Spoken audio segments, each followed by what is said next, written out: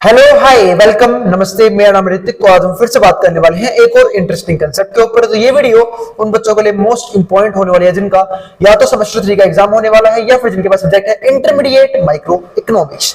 तो चलो फिर शुरू करते हैं आज का इंटरेस्टिंग कंसेप्ट, जहां पे हम बात करेंगे सेविंग्स और बोरोइंग के ऊपर और इसके अलग अलग एस्पेक्ट्स के ऊपर। आई बात समझ में, क्या चीज अच्छी होती है, क्या चीज बुरी होती है, उन सारी चीज को हम समझने की कोशिश करेंगे इसी वीडियो में। और अगर भाई वीडियो पसंद आए तो वीडियो को लाइक करना मत जाना और चैनल को सब्सक्राइब भी कर लेना। और जिसको भी इस कंप्लीट सीरीज के या फिर इस कंप्लीट सब्जेक्ट के नोट्स परचेज करने हैं वो इस नंबर से ले सकते हैं 9667836336। आई बात समझ में। तो चलो फिर शुरू करते हैं आज की वीडियो। यहाँ पे क्या लिखा हुआ है, सेविंग एंड बोरोइंग।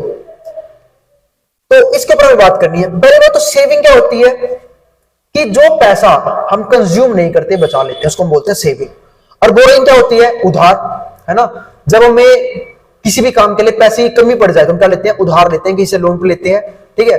तो उसको हम क्या बोलते हैं, बोरोइंग। इन दोनों चीज के ऊपर हम बात करेंगे। इसको कभी हम डेट भी कह देते हैं, है ना, कर्जा जिसे हम बोल देते हैं। आई बात समझ में। अब अगर मैं इसके ऊपर बात करूं, ठीक है, इस टॉपिक के ऊपर, इसको हम बोलते हैं इंटरटेम्पोरल चॉइस ऑफ कंजप्शन। अब ये क्या होता है उसको समझते हैं पहले। तो इंटरटेम्पोरल चॉइस क्या होती है हमारी, ये रेफर करती है वो डिसीजन मेकिंग प्रोसेस। मतलब क्या, वो डिसीजन मेकिंग प्रोसेस जहां पे in which an individual chooses between consumption, या तो कंजप्शन को चूज करता है at different point of time. It involves the trade off between saving and borrowing, ठीक है। जहां पे वो ट्रेड ऑफ करता है, मतलब जहां पे वो एक चीज को गेन करता है, एक चीज को लूज करता है। मतलब या तो वो सेविंग करता है या फिर वो बोरोइंग करता है। अब बात है भाई सेविंग और बोरोइंग होती क्या है। देखो, हम सब जानते हैं, हम सभी कहीं ना कहीं कुछ ना कुछ कंज्यूम करते हैं। तो पहले तो सबकी इनकम होती है। इनकम हम दो हिस्सों में बांटते हैं, या तो कंजप्शन में या फिर सेविंग में। देखो, कंजप्शन तो किसी का भी जीरो हो नहीं सकता। ये एक चीज हमने पढ़ी थी को में, इसको हम बोलते हैं ऑटोनोमस कंजप्शन, कि कुछ बेसिक नीड्स होती हैं जो हम सबको फुलफिल करनी होती है। इसलिए हमारी कंजप्शन तो कभी जीरो हो नहीं सकती, पर हमारी सेविंग जीरो हो सकती है। हो सकता है जिसकी इनकम जितनी हो उतना ही सारा पैसा खर्च कर देता हो, ठीक है। तो उस केस में हमारी सेविंग क्या होती है, जीरो होती है। पर इनकम दो पार्ट में डिवाइड होता है, तो कंजप्शन या फिर सेविंग, ठीक है। अब बात है कंज्यूमर ट्रेड ऑफ कैसे करता है। देखो, अगर कोई बंदा अपनी इनकम का कुछ पार्ट सेव कर रहा है, इस बात का मतलब क्या है कि कहीं ना कहीं वो अपनी प्रेजेंट कंजप्शन को सैक्रिफाइस कर रहा है। अगर मान लो किसी की इनकम मैं सपोज करता हूं 40,000 50,000 है, 50,000 है, अगर वो मंथली 30,000 रुपए खर्च कर देता है और 20,000 रुपए महीने के बचा रहा है, ठीक है, इसका मतलब वो कहीं ना कहीं प्रेजेंट कंजप्शन कम कर रहा है, जिसकी वजह से, ठीक है, उसके पास सेविंग इकट्ठी हुई है। और एक होता है बोरोइंग। बोरोइंग के केस में क्या होता है, बोरोइंग बिल्कुल सेविंग का उल्टा होता है। जब आदमी को प्रेजेंट कंजप्शन बढ़ानी हो, यानी कि जब वो अपनी औकात से फालतू खर्चा करना शुरू कर दे, ठीक है, उसको हम बोलते हैं बोरिंग। तब उसको बोरिंग की जरूरत पड़ती है, क्योंकि एक सिंपल सी बात है, आजकल पूरी दुनिया ही कहीं ना कहीं ईएमआई पे चल रही है, ठीक है। लोगों की इनकम कम, ईएमआई ज्यादा होती है। इसका मतलब क्या है कि लोग कहीं ना कहीं से कोई भी चीज अफोर्ड कर लेते हैं, किसकी वजह से, लोन की वजह से। उन्हें इजीली लोन अवेलेबल हो जाता है, ठीक है।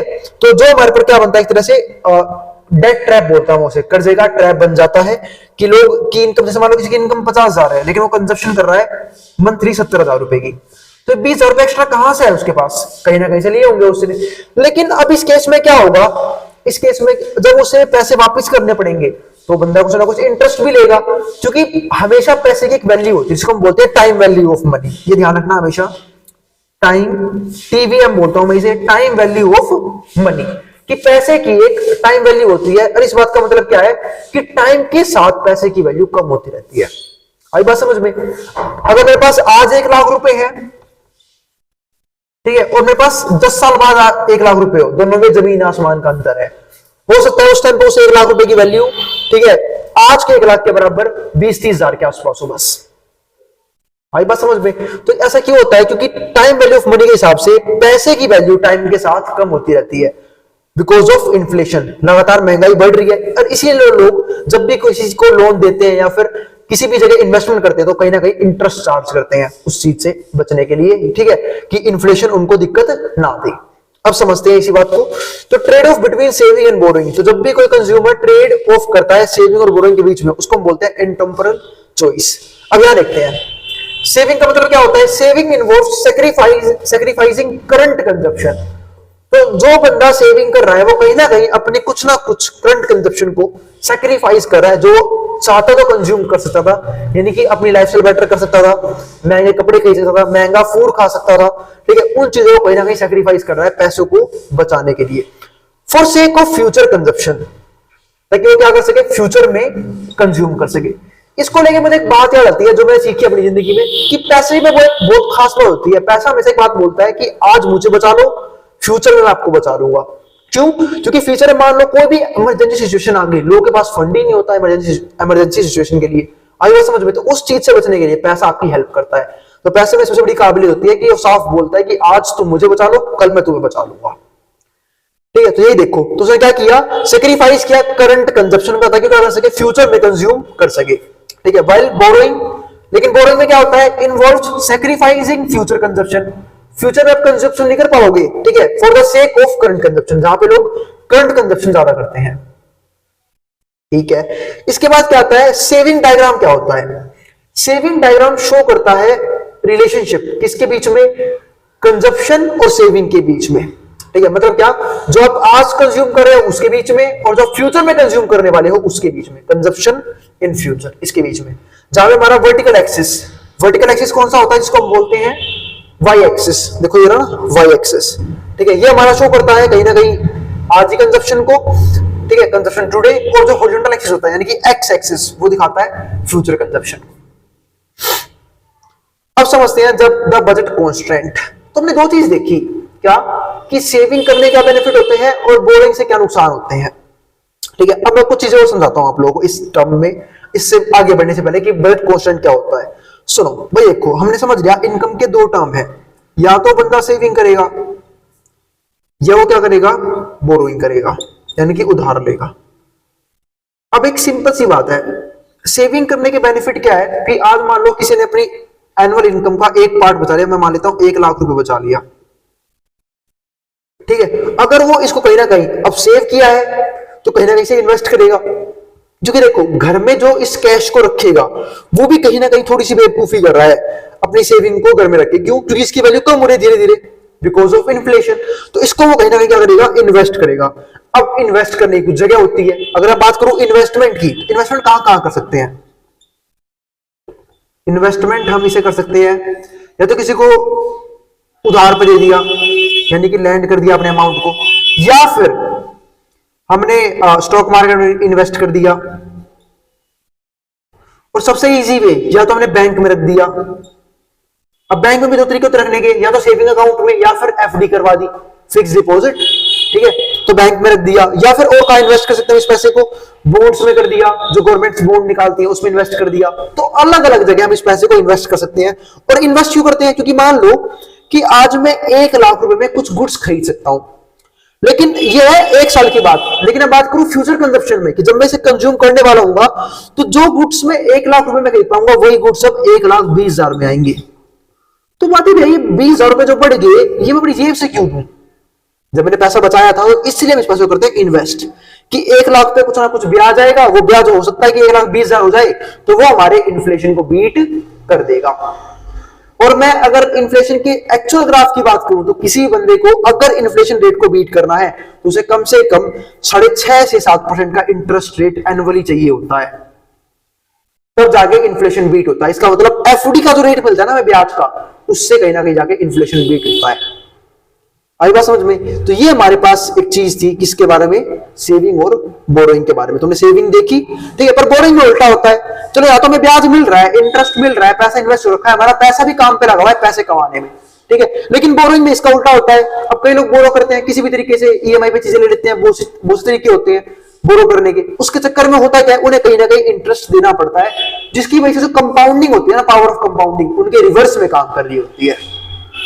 आई बात समझ में? और जो इन्वेस्ट करते हैं उनके फेवर में काम कर रही होती है, उन्हें ब्याज मिल रहा होता है, ठीक है, और कईयों को ब्याज देना पड़ता है। अब आते हैं आगे, द बजट कॉन्स्ट्रेंट। मैं बात कर रहा हूं बजट कॉन्स्ट्रेंट की। तो कस्टमर है कोई, मान लो customer having incomes M1 this year. अब ये बात तो समझा रहा हूं, M1 है 1 साल की, M2 है फॉर द फॉलोइंग ईयर, मतलब दूसरे साल की। अब उसकी कंजप्शन क्या हो सकती है कि वो C1 कंज्यूम कर रहा है M1 का पार्ट, मतलब क्या, उसने M1 कंज्यूम कर लिया अपना, ठीक है, किसी भी गुड्स और सर्विसेज में, units of goods this year खर्च कर लिया। लेकिन अगर वो कंजप्शन 2 करने जाएगा, यानी कि जब वो दूसरे ईयर कंज्यूम करने जाएगा, क्या उसका खर्चा M1 ही आएगा? बिल्कुल नहीं। हमारा हर साल खर्चा बढ़ता है। हर साल खर्चा क्यों बढ़ता है? क्योंकि हर साल महंगाई बढ़ती है और इसलिए हमारी हर साल इनकम भी बढ़ती है। अगली बात समझ में? तो अब मान लेते हैं M2 जो है उसकी इनकम है अगले साल की, लेकिन अब खर्चा भी कितना होगा? M2 अपॉन में 1 प्लस पाई।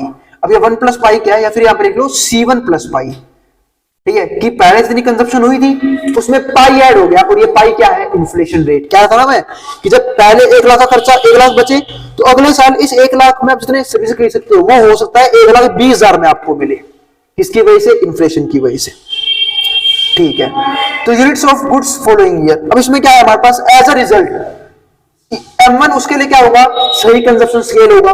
लेकिन जब वो अगले साल कंज्यूम करने जाएगा तो उसे M2 अपॉन में 1 प्लस पाई पे कंजप्शन करनी पड़ेगी, और ये 1 प्लस पाई का मतलब क्या है कि उसे इन्फ्लेशन रेट को भी बीट करना होगा उसी इनकम में।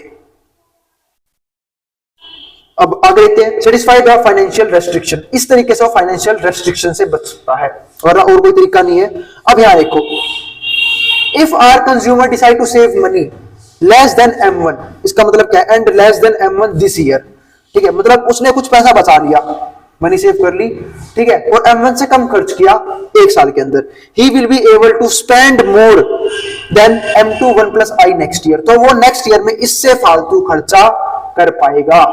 क्यों? क्योंकि अब उसके पास पैसा बचा हुआ भी है और बचे हुए पैसे पे उसने इन्वेस्ट कर रखा है, जिसकी वजह से क्या मिल रहा है? इंटरेस्ट भी मिल रहा है, ब्याज भी मिल रहा है, जिसकी वजह से वो सेकेंड ईयर में कंजप्शन ज्यादा कर पाएगा, या फिर किसी भी इमरजेंसी की सिचुएशन से खुद को बचा पाएगा। क्यों? क्योंकि उसके पास इकट्ठा पैसा पड़ा हुआ है, ठीक है। अब यहां देखते हैं, C2 हमारा है कंजप्शन ऑफ, हमने देखा था क्या नाम है, ये तो हमारा कंजप्शन होता है फर्स्ट ईयर का, ये सेकेंड ईयर का। ये ग्राफ देखते हैं, ठीक है। अब इस ग्राफ में क्या है, देखो ये रहा, ये हमारा होता है एक तरह से ऑप्टिमम, ठीक है, यानी कि जो फर्स्ट ईयर का कंजप्शन है उसका, ये कितना कंज्यूम करना चाहिए, और ये हमारे पास वो टाइम जब वहां पे वो दोनों ईयर का ऑप्टिमम कंज्यूम कर रहा है। पहले वो M1 में खुश था, अब वो इसमें खुश होगा। इसमें खुश क्यों होगा? क्योंकि यहाँ पे उसका पैसा ज्यादा लगेगा उसकी इनकम से, और ऐसा क्यों होगा? क्योंकि इन्फ्लेशन बढ़ रहा है, महंगाई बढ़ रही है, चीजें महंगी हो रही है, जिसकी वजह से उसको बजट अपना और महंगा बनाना पड़ेगा, तो वो यहाँ पे सेटिस्फाई होगा। लेकिन उसको कोई दिक्कत नहीं आएगी, क्यों? क्योंकि उसका जो पैसा था सेविंग का, उस पर इंटरेस्ट आ रहा है, ठीक है, किसी ना किसी सोर्स ऑफ इनकम से वो बढ़ रहा है। तो ये हमारा तरीका है, ठीक है, पैसे को क्या नाम है अपना ग्रो करने का। तो ये हमारा बनता है बजट कॉन्स्टेंट, कि अगर आपके पास बोरोइंग और सेविंग है तो बजट कॉन्स्टेंट कैसे बनाओगे। तो इसे ग्राफ ध्यान रखना, ठीक है, एग्जाम में आपको ग्राफ बनाने आने बहुत जरूरी है, ठीक है, आपको ग्राफ बना के आने पड़ेंगे वहां पे। आई बात समझ में? और मैं कोशिश करूंगा कि अगर टाइम पे सीरीज कंप्लीट हो गई हमारी, मैं एक वीडियो ऐसी बनाऊंगा जहां मैं सारे ग्राफ आपको बना के फिर अच्छे से समझाऊंगा लास्ट वीडियो में। आई बात समझ में? और भाई जिन भी बच्चों के जब जब एग्जाम है कमेंट बॉक्स में कमेंट कर देना, ठीक है, क्योंकि मुझे नहीं पता, कुछ बच्चों के एग्जाम 28 तारीख को भी है, कुछ को 31 को भी है, सेम सब्जेक्ट के एग्जाम, पता नहीं क्या डेटशीट बना रखे इन लोगों ने, तो वो अलग तरीके से एग्जाम है। मेरे को अपनी अपनी डेटशीट एक बार मेंशन कर देना कब से आप लोग एग्जाम स्टार्ट है, ठीक है, और बाकी अपनी बुक एक बार जरूर पढ़ लेना वीडियो देखने के बाद, ताकि आपको जो भी पॉइंट्स लिखने हैं आपको अच्छे से क्लियर हो जाए। और जिन भी बच्चों को नोट्स लेने हैं वो इस नंबर से कांटेक्ट करके नोट्स भी ले सकते हैं। मैं बोर्ड के सामने से, जिसको जो उतारना है वो उतार ले।